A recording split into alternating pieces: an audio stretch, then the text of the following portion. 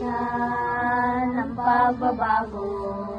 Dahil sa ito ay kinakailangan tayo na magtulong-tulong, napaunlarin ang mahal nating bayan.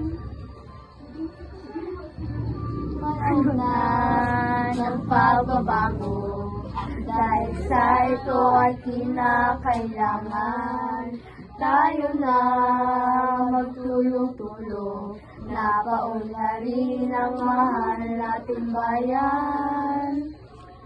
Panahon na ng pagbabago at iayos ang mga dapat ayusin. Dapat lang maging tungkulin ng bawat mamayan dito sa atin. Gawin ang pagbabago patungo sa pag-asenso, magsikap ng mabuti at nang guminhawa tayo.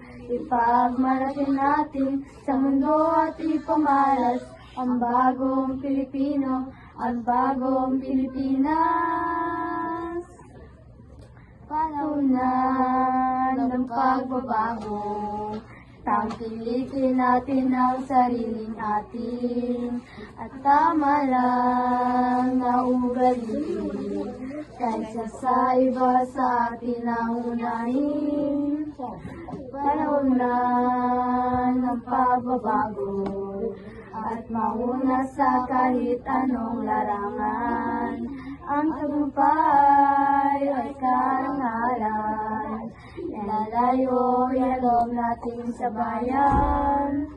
Ilang ulit nang napatunayan ng Pilipino ang husay at lakas, kagandahan at talento. Ipagpaligisan kahit anong oras ang bagong Pilipino at bagong Pilipinas.